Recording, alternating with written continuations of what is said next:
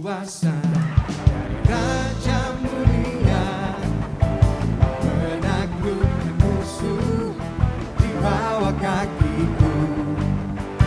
Ku pakai kuasa Raja mulia. Bila Allah ada bersamaku, siapa jadi lawanku? Sungguh besar Kau Tuhanku, Kau perisai hidupku. Ku berdiri dengan iman dalam Yesus Tuhan. Kau yang memberi kemenangan, ku bersorak merayakan. Terpujilah Kau Raja segala raja.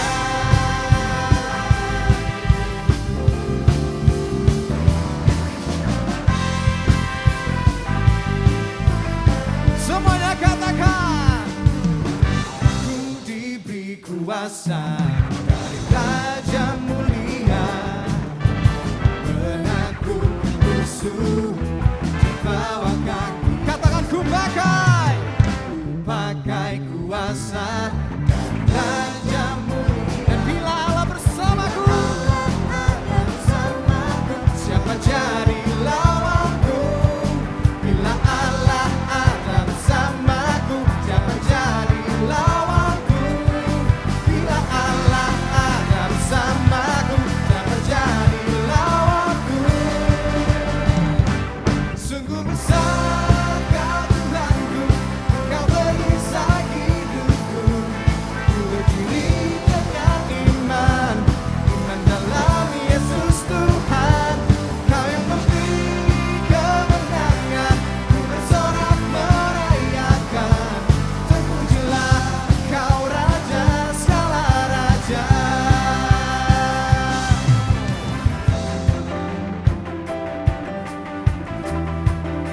Sama-sama kita tepuk tangannya, come on.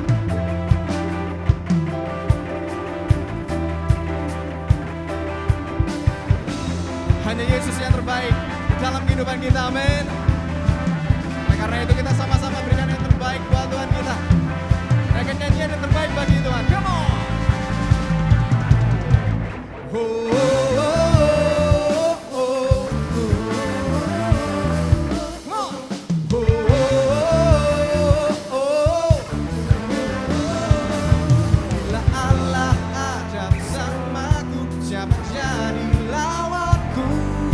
Bila Allah ada bersamaku, siapa jadi lawanku? Bila Allah ada bersamaku, siapa jadi lawanku? Sungguh besar Kau Tuhanku, Kau perisai hidupku.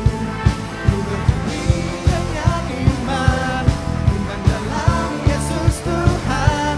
Kau yang memberi kemenangan, ku bersorak merayakan. Terpujilah Kau Raja segala raja. Semua, sungguh besar Kau Tuhanku, Engkau perisai hidupku. Ku berdiri dengan iman dalam Yesus Tuhan. Kau yang memberi kemenangan, ku bersorak merayakan. Terpujilah Kau Raja segala. Terpujilah, terpujilah Kau Raja segala raja.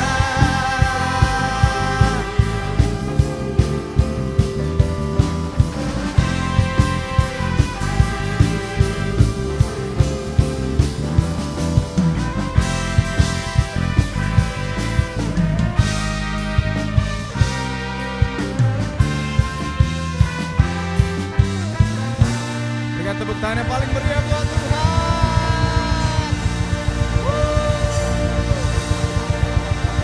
Terima kasih Yesus.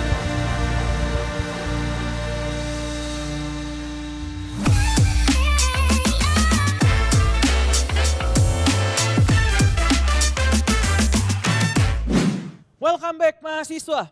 Berjumpa lagi dalam ibadah khusus mahasiswa Campus Connection. Saya harap dimanapun kita berada, kita senantiasa di dalam kondisi yang baik dan mengandalkan Tuhan di dalam setiap hal yang kita lakukan. Hari ini kita sama-sama mau belajar firman Tuhan. Mari kita siapkan hati kita terlebih dahulu sebelum kita masuk lebih jauh dalam pembelajaran firman Tuhan hari ini. Mari sama-sama kita berdoa. Tuhan Yesus, kami mengucap syukur untuk anugerah-Mu di dalam kehidupan kami. Tuhan, kami sungguh bersyukur kalau hari ini kami masih boleh untuk beribadah dengan bebas. Dimanapun kami berada hari ini Tuhan, berbicaralah kepada setiap kami. Kami buka hati kami buka telinga kami buka pikiran kami. Biar firman Tuhan yang disampaikan hari ini menjadi firman Tuhan seperti benih yang ditabur di tanah yang subur. Ini kami, ini kehidupan kami. Kami menyerahkan waktu ke depan ke dalam tuntunan-Mu. Di dalam nama Tuhan Yesus Kristus kami berdoa. Amin. Satu kali saya menemukan kendala dengan laptop yang saya gunakan. Laptop saya ini wifi-nya putus nyambung. Sebentar-sebentar disconnect dari jaringan, sebentar-sebentar terputus dari jaringan. Kemudian saya akan berusaha untuk sambungin lagi, tetapi nanti beberapa lama dia akan putus lagi dengan sendirinya. Saya sambungin lagi, dia nyambung, dan beberapa lama dia putus lagi. Begitu aja terus-menerus, sehingga hal ini menghambat penggunaan laptop tersebut. Kartu wifi yang seharusnya diciptakan untuk terkoneksi dengan jaringan, justru dia berulang kali terputus dengan sendirinya dan mengakibatkan penggunaan laptop tersebut gak maksimal. Nah teman-teman, hal ini mirip dengan kehidupan kita. Kita diciptakan Tuhan sebagai makhluk sosial. Kita diciptakan untuk saling terhubung, saling terkoneksi, baik dengan Tuhan maupun dengan manusia yang lain. Baik dengan Tuhan maupun dengan orang di sekeliling kita, dengan teman di sekitar kita. Tetapi seringkali kita mengisolasi diri dan tidak mau untuk terkoneksi dengan orang lain. Rancangan dan rencana Tuhan untuk kita tidak pernah menempatkan kita untuk kita hidup sendirian atau terisolasi dari dunia luar. You will never stand alone. Tuhan gak pernah menempatkan kita untuk seorang diri teman-teman. Berapa banyak dari antara kita yang pernah merasa sendirian? Berapa banyak dari antara kita yang mungkin pernah merasa kesepian? Terkadang mungkin kita bisa aja lagi berada di tengah-tengah keramaian.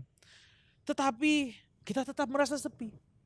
Bisa jadi kita punya banyak teman main. Kita lagi pergi main sama teman-teman kita. Tetapi kita tetap merasa sendirian. Satu faktanya nih teman-teman, kita tidak pernah sendirian. Tuhan menciptakan manusia untuk terhubung dengan Dia dan juga dengan orang-orang di sekitarnya. Sekali lagi teman-teman, kita diciptakan untuk terhubung satu dengan yang lain. Namun seringkali kita sendiri yang membatasi hal tersebut. Dimanapun kamu berada hari ini, di kota manapun kamu lagi mendengarkan ibadah ini. Mungkin kamu lagi nonton dari layar laptopmu. Mungkin kamu lagi mendengarkan dari layar handphonemu. Satu hal yang mau saya sampaikan, kamu adalah bagian dari Campus Connection. Kamu adalah bagian dari komunitas ini. Tuhan sedang membangun gerejanya. Kita tahu gerejanya tidak bicara tentang sebuah gedung bangunan, tetapi tentang kamu dan saya. Kita ini adalah manusia yang disebut sebagai gereja. Seperti yang dituliskan oleh Paulus di dalam Efesus pasal yang kedua, ayat yang ke-19 dan ke-22. Demikianlah kamu bukan lagi orang asing dan pendatang, melainkan kawan sewarga dari orang-orang kudus dan anggota-anggota keluarga Allah. Di dalam Dia, kamu juga turut dibangunkan menjadi tempat kediaman Allah di dalam roh. Kalau kamu baru pertama kali mengikuti tayangan ibadah online ini, welcome, selamat bergabung. Kamu bukan orang asing, tetapi kamu adalah kawan sewarga.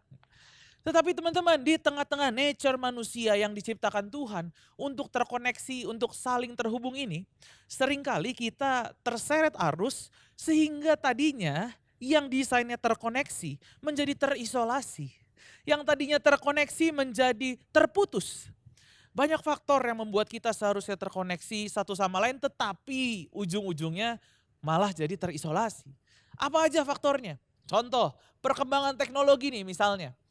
Adanya sosial media, adanya perkembangan di dalam dunia maya. Dan terlebih lagi pandemi yang kita lalui selama kurang lebih 3 tahun terakhir.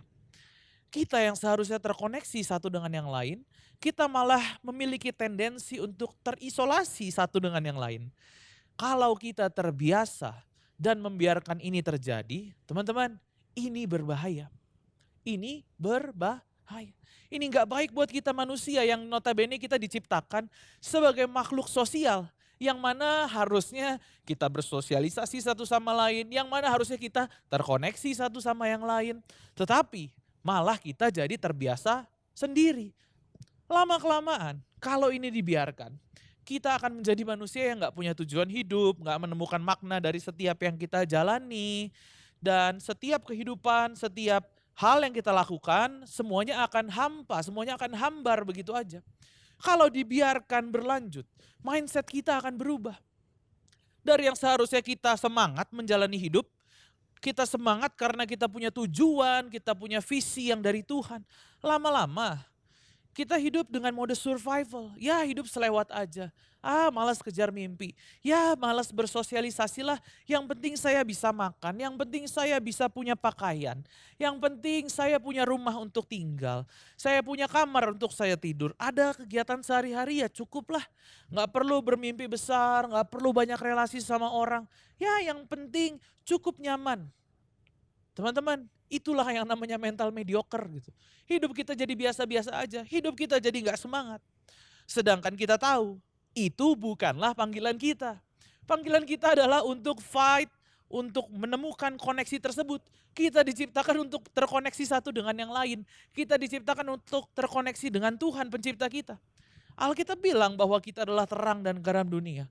Kita diciptakan untuk membawa dampak. Kamu adalah garam dunia, kamu adalah terang dunia. Pertanyaannya gini, kalau kita nggak mau untuk berhubungan dengan orang lain, bagaimana caranya kita membawa dampak itu terhadap orang tersebut? Hal itu akan mustahil untuk kita lakukan. Contohnya seperti ini. Kalau di perkuliahan, Tuhan taruh kita di kampus tertentu misalkan. Tuhan taruh kita di kampus itu bukan hanya untuk kita masuk kuliah, dapat nilai bagus, dapat gelar sarjana, lalu bisa kerja. Enggak, Tuhan menempatkan kita di satu tempat tertentu supaya kita bisa membawa dampak bagi orang-orang di sekitar kita. Supaya kita bisa membawa dampak bagi kehidupan teman-teman yang ada di kampus kita. Kalau kita malah menghindar untuk terkoneksi dengan mereka dan kita jadinya menyendiri, kita terisolasi, ya kita nggak akan bisa membawa dampak di dalam hidup mereka teman-teman. Jadi kembali lagi, apa yang perlu kita lakukan sekarang? Kalau kita mau berdampak, kalau kita mau membangun koneksi, kalau kita mau untuk terhubung dengan Tuhan, dengan teman-teman di sekeliling kita, terkoneksi satu dengan yang lain, apa yang perlu kita lakukan? Hari ini kita akan mempelajari setidaknya ada 3 hal teman-teman. Hal yang pertama yang bisa kita lakukan adalah mengingat kesetiaan Tuhan. Ya, remember the faithfulness of God. Kenapa? Karena setiap orang memerlukan Tuhan. Saat kita mulai merasa sendiri, saat kita mulai merasa lonely, kita merasa sepertinya hidup kita ini meaningless. Kita merasa sepertinya gak ada maknanya. Karena mungkin saking banyak masalah, rasanya pengen lari, rasanya pengen nyerah. Satu hal yang harus kita ingat adalah kita ingat kebaikan Tuhan. Kita ingat kesetiaan Tuhan di dalam hidup kita. Mengingat kebaikan dan kesetiaan Tuhan di dalam hidup kita. Coba kita flashback lagi. Apa yang Tuhan sudah kerjakan di dalam hidup kita? Bagaimana Tuhan memelihara kita saat ini? Bagaimana Tuhan bisa bawa kita sampai di titik ini? Bagaimana Tuhan buka setiap jalan keluar saat masalah-masalah yang lalu itu ada? Saya percaya teman-teman, dimanapun kita saat ini, hari ini adalah jawaban doa yang pernah kita panjatkan sama Tuhan sebelumnya. Kalau kita ada hari ini adalah tuntunan Tuhan, ini adalah bukti kesetiaan Tuhan atas kehidupan kita ketika kita melewati masalah-masalah yang ada di masa lalu. Alkitab menceritakan di dalam kitab Yosua, satu kejadian yang sangat spesial, yang bisa membuat bangsa Israel mengingat kebaikan dan kesetiaan Tuhan di dalam hidup mereka. Yuk sama-sama kita buka, kita lihat di dalam Yosua pasal yang keempat, ayat yang ke-21 sampai 24. Ayat yang ke-21. Dan berkatalah ia kepada orang Israel demikian. Apabila di kemudian hari anak-anakmu bertanya kepada ayahnya, apakah arti batu-batu ini? Maka haruslah kamu beritahukan kepada anak-anakmu begini. Israel telah menyeberangi sungai Yordan ini di tanah yang kering. Sebab Tuhan Allahmu telah mengeringkan di depan kamu air sungai Yordan sampai kamu dapat menyeberang, seperti yang dilakukan Tuhan Allahmu dengan laut Teberau yang telah dikeringkannya di depan kita sampai kita dapat menyeberang. Ayat yang ke-24, supaya semua bangsa di bumi tahu bahwa kuat tangan Tuhan dan supaya mereka selalu takut kepada Tuhan Allahmu. Tuhan sengaja menyuruh mereka untuk meletakkan batu-batu itu di situ, 12 batu itu diambil, diletakkan di situ untuk menjadi pengingat akan kesetiaan dan kebaikan Tuhan, serta mujizat demi mujizat yang Tuhan kerjakan dalam kehidupan bangsa Israel. Supaya apa? Supaya bangsa Israel dan keturunan-keturunannya gak lupa akan hal tersebut. Memang kadang susah untuk kita untuk mengingat kebaikan Tuhan di dalam hidup kita. Dan jujur aja mungkin ada momen di mana kita bingung. Di mana letak kesetiaan Tuhan dalam hidup kita? Katanya Tuhan setia. Apa bukti Tuhan setia dalam hidup kita? Apalagi teman-teman, pada saat kita terlalu fokus kepada masalah yang sedang terjadi, kepada masalah yang ada di depan kita, kepada masalah yang terjadi yang sedang menimpa kita. Tetapi selalu lihat lagi kepada kebaikan Tuhan dan kesetiaan Tuhan yang selalu ada untuk kita.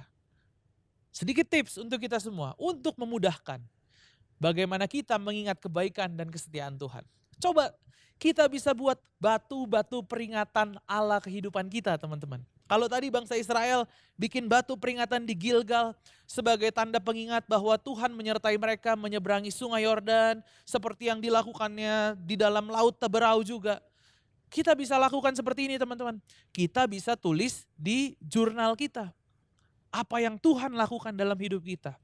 Sehingga saat kita mulai ragu, saat kita mulai goyah, kita mulai capek menjalani kehidupan ini, kita bisa terus ingat sama Tuhan.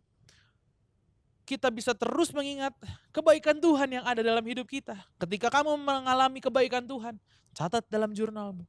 Ketika Tuhan setia dan kamu lolos dari satu masalah, catat di dalam jurnalmu. Ketika Tuhan tolong kamu di dalam perkuliahanmu, catat di dalam jurnalmu. Ketika satu hal yang gak mungkin, rasanya mustahil, tapi Tuhan berikan dalam hidupmu, catat di dalam jurnalmu. Buat monumen-monumen peringatan akan kebaikan dan kesetiaan Tuhan di dalam hidup kita. God is faithful. Tuhan kita adalah Tuhan yang setia. Amin. Hal yang selanjutnya teman-teman, kita membangun relasi dengan orang lain. Ya, everybody needs somebody. Yang kedua, kalau yang harus kita sadari adalah kita selalu butuh orang yang berada di sisi kita. Kita butuh orang untuk cerita, kita butuh orang untuk berbagi beban, kita butuh orang lain untuk kita bertumbuh bersama. Ya itu adalah nature-nya manusia, kita adalah makhluk sosial yang gak mungkin kita tolak dengan kekuatan kita sendiri. Kita gak mungkin melakukan segala sesuatu sendiri dengan kekuatan kita tanpa bantuan orang lain. Pada abad yang ke-13, hidup seorang raja yang bernama Frederick II di Jerman. Berawal dari rasa penasarannya tentang dari mana sih asalnya bahasa. Sang raja terus mencoba untuk menemukan jawabannya sampai muncullah sebuah ide. Raja Frederick II mengambil beberapa bayi untuk diasuh dengan cara yang tidak wajar. Seperti yang sudah saya katakan sebelumnya, bayi-bayi inilah yang akan digunakan sebagai bahan percobaan. Adapun perlakuan yang diberikan kepada para bayi-bayi ini, para pengasuh, neni-neninya semua dilarang untuk melakukan komunikasi dalam bentuk apapun, baik verbal maupun non-verbal, entah kepada bayi tersebut atau berkomunikasi di depan bayi-bayi tersebut. Sehingga bayi tersebut tidak pernah mendengar ucapan orang, tidak pernah diajak berkomunikasi, didiemin aja gitu. Sebelum semuanya terjawab, di tengah-tengah masa percobaan, hal yang tidak diinginkan pun terjadi. Bayi-bayi itu meninggal dunia. Untuk penyebabnya ada berbagai sumber yang mengatakan bahwa karena mereka tidak pernah diajak berkomunikasi. Walaupun semua kebutuhannya terpenuhi, walaupun semua kebutuhannya tercukupi, mereka dikasih makan, mereka dikasih baju, mereka punya tempat tinggal, mereka nggak terlantar di pinggir jalan. Tetapi tanpa berkomunikasi akhirnya bayi-bayi itu tidak dapat bertahan hidup. So guys, kita butuh orang lain di dalam hidup kita. Setiap orang butuh seseorang yang lain di dalam hidupnya. Setiap orang memerlukan orang lain di dalam hidupnya. Kita nggak bisa hidup sendiri. Kita butuh orang yang tepat untuk kita saling membangun dan bertumbuh bersama. Ingat kata kuncinya, orang yang tepat. Bukan sembarangan orang. Ada satu statement yang mengatakan seperti ini. The difference between where you are and where God wants you to be depends on having the right people in your life. Tanpa orang yang tepat, kita tidak akan bisa menuju ke tempat yang tepat juga. Tanpa orang yang tepat, kita tidak akan bisa menuju ke tempat yang Tuhan rencanakan buat kehidupan kita. Kita sama-sama lihat teman-teman, Amsal 14 ayat 7 menuliskan seperti ini. Jauhilah orang bebal, karena pengetahuan tidak kau dapati dari bibirnya. So, how do we find the right person? Bagaimana cara kita menemukan teman atau partner yang tepat dalam pertumbuhan kita? Berdoa sama Tuhan. Minta Tuhan untuk kirimkan orang, kirimkan teman, kirimkan partner yang bisa berjalan dengan kita, bisa jalan bareng dan dia orang yang tepat gitu. It would be great kalau kita bisa melayani bersama, kalau kita dan teman kita bisa berkomunitas bersama. Karena kita akan mendapatkan satu value yang sama. Dan yang terpenting teman-teman, saat kita membangun koneksi dengan orang lain ini adalah be real. Jadilah diri kita apa adanya. Jadilah diri kita seperti kita gitu. Jangan pakai topeng. Jangan pakai segala alasan yang ada. Tetapi bukan cuman menjadi diri kita apa adanya dan kemudian kita bilang, ya saya kan seperti ini. No. Namun di sisi yang ini kita juga harus mau berubah dan bertumbuh untuk menjadi lebih baik. Dan tidak membiarkan diri kita, ya saya kan hanya memang seperti ini apa adanya. Tadi pertama kita belajar untuk mengingat kebaikan dan kesetiaan Tuhan. Kemudian yang kedua, kita membangun relasi karena setiap orang membutuhkan orang lain. Cari orang yang tepat yang bisa saling membangun. Yang ketiga nih teman-teman, berbagi cerita kehidupan. Berbagi cerita kehidupan. Kenapa perlu? Teman-teman, tadi kita bilang everybody needs somebody. Sekarang somebody needs you. Ada orang-orang yang perlu kamu. Kamu harus sadari bahwa ada orang lain yang membutuhkan kita. Teman-teman, saya percaya setiap kita pasti adalah jawaban doa dari orang lain. Gitu. Tuhan mengirimkan kita untuk menjawab kebutuhan, menjawab doa orang lain. Gitu. Jadi kehadiran kita ini berharga teman-teman. Jangan pernah berpikir kalau diri kita gak berguna. Jangan pernah berpikir kalau kehadiran kita ini gak akan diharapkan sama semua orang. No, saya yakin setiap kita, dimanapun kita berada, kita adalah jawaban doa dari doa orang lain. Gitu. Kehadiran kita, sapaan kita, senyuman yang kita berikan, semua yang kita berikan itu kepada orang lain itu bisa menjadi satu dampak yang positif bagi kehidupan mereka. Cerita kita, apa yang menjadi struggle, apa yang sudah kita lewati, sharing yang kita berikan. Yang mungkin buat kita itu biasa aja. Tetapi tanpa kita tahu itu bisa jadi membawa satu dampak yang luar biasa untuk orang tersebut. Teman-teman, jangan pernah anggap remeh tindakan sekecil apapun yang kita lakukan. Kenapa? Karena bisa jadi tindakan itu memberikan dampak yang besar bagi kehidupan orang lain. We never know kalau kita chat teman kita, sekedar kita kasih semangat kuliah atau semangat ya hari ini kerja, hari pertama kerja ya. Atau good luck ujiannya hari ini, semangat sidangnya, seminarnya. Teman-teman, kita gak pernah tahu itu bisa membawa dampak sebesar apa di dalam kehidupan mereka. Yang siapa tahu mereka lagi stres dengan segala tekanan yang ada. Mereka lagi galau dengan kondisi yang ada. Mereka lagi merasa down di dalam momen-momen itu. Gak ada yang tahu. Hal kecil atau hal yang mungkin menurut kita remeh. Saat kita melakukannya dengan tulus untuk orang lain, dampaknya akan sangat luar biasa di dalam kehidupan yang bersangkutan. Ingat teman-teman, kita gak diciptakan sendiri. Bukan berarti walaupun kita terbiasa melakukan semuanya sendiri, jadi kita gak butuh orang lain dalam hidup kita. No, enggak. Kita diciptakan untuk terkoneksi dengan Tuhan, kita diciptakan untuk terkoneksi dengan satu dengan yang lain. Terkoneksi dengan Tuhan, terkoneksi dengan satu dan yang lain. Mari sama-sama kita berdoa. Kami mengucap syukur Tuhan untuk firman Tuhan yang sudah disampaikan hari ini. Hari ini kami berdoa, Tuhan berikan kami sikap hati yang benar. Berikan kami satu sikap hati yang tidak mengandalkan diri kami sendiri. Biar kami mampu untuk mengingat kesetiaan-Mu Tuhan. Biar kami mampu untuk mengingat kebaikan yang Tuhan sudah lakukan di dalam kehidupan kami. Dan kami berdoa Tuhan, biar kami berani untuk melangkah, membangun relasi dengan orang lain, meninggalkan zona nyaman kami sendiri untuk kami saling membangun satu sama lain di antara komunitas kami Tuhan. Pertemukan kami dengan orang yang tepat, pertemukan kami dengan komunitas yang tepat. Terima kasih Tuhan, ini hidup kami serahkan kepadamu. Dan hari ini juga Tuhan, hamba mau melepaskan berkat bagi teman-temanku dimanapun mereka berada. Biar Tuhan yang memberkati pendidikanmu, ada nilai yang terbaik yang Tuhan berikan.